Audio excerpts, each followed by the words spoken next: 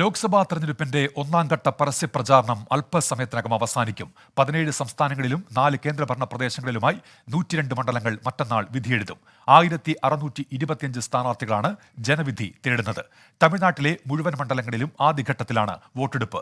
അവസാന ലാപ്പിൽ ദേശീയ നേതാക്കളെ മുഴുവൻ രംഗത്ത് ഇറക്കി പ്രചാരണം കൊഴുപ്പിക്കുകയാണ് മുന്നണികൾ. വിശദാംശങ്ങളുമായി ഇപ്പോൾ അനീഷ് കെ ശിവദാസ് ചെന്നൈയിൽ നിന്നും VA ഗിരീഷ് നാഗർകോവിൽ നിന്നും ചേരുന്നുണ്ട്. ആദ്യം VA ഗിരീഷിലേക്കാണ്. ഗിരീഷ്, തമിഴ്നാട്ടിലെ എല്ലാ മണ്ഡലങ്ങളിലും ആദ്യഘട്ടത്തിൽ തന്നെയാണ് വോട്ടെടുപ്പ്. നിലവിൽ അവിടെ കുട്ടിക്കലാശമൊക്കെ കഴിഞ്ഞു. എന്തൊക്കെയാണ് നാഗർകോവിൽ നിന്നുള്ള വിവരങ്ങൾ ഗിരീഷ്? ഉന്മേഷ, കന്യാകുമാരി ലോക്സഭാ മണ്ഡലത്തിലെ പരസ്യ പ്രചരണം 6 മണിക്കാണ് അവസാനിക്കുക. ഇപ്പോൾ നാഗർകോവിലിൽ ഇന്ത്യ സഖ്യം സ്ഥാനാർത്ഥിയുടെ റോഡ് ഷോ നടക്കുകയാണ്. വിജയ് വസന്തം അതോടൊപ്പം തന്നെ നേതാക്കന്മാരുമെല്ലാം തന്നെ നാഗർകോവിലെത്തി ഇവിടെ വെച്ച് പ്രവർത്തകരെ അഭിസംബോധന ചെയ്യുകയും ഇതിനുശേഷം ബൈക്ക് റാലികളിലായി ഇപ്പോൾ നാഗർകോവിലേക്ക് പുറപ്പെട്ടു കഴിഞ്ഞിരിക്കുന്നു. നാഗർകോവിൽ ജംഗ്ഷനിൽ നിന്നും അവർ പുറപ്പെട്ടു.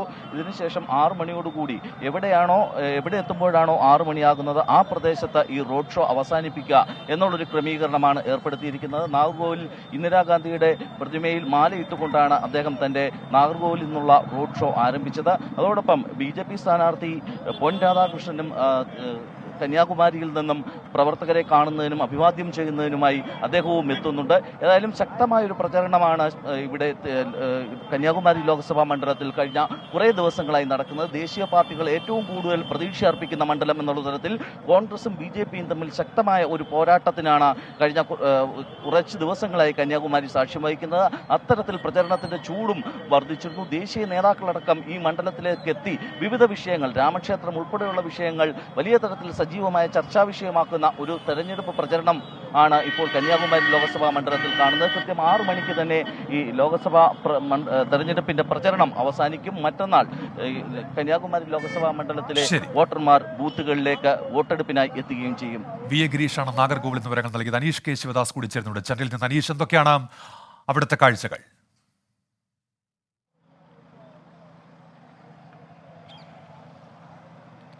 ഉന്മേഷ്, വോട്ടെടുപ്പിൻ്റെ പരസ്യ പ്രചാരണത്തിൻ്റെ അവസാന മണിക്കൂറിലേക്ക് കടക്കുകയാണ് തമിഴ്നാട്. 39 ലോക്സഭാ മണ്ഡലങ്ങളാണ് മറ്റന്നാൾ വിധി എഴുതുന്നത്.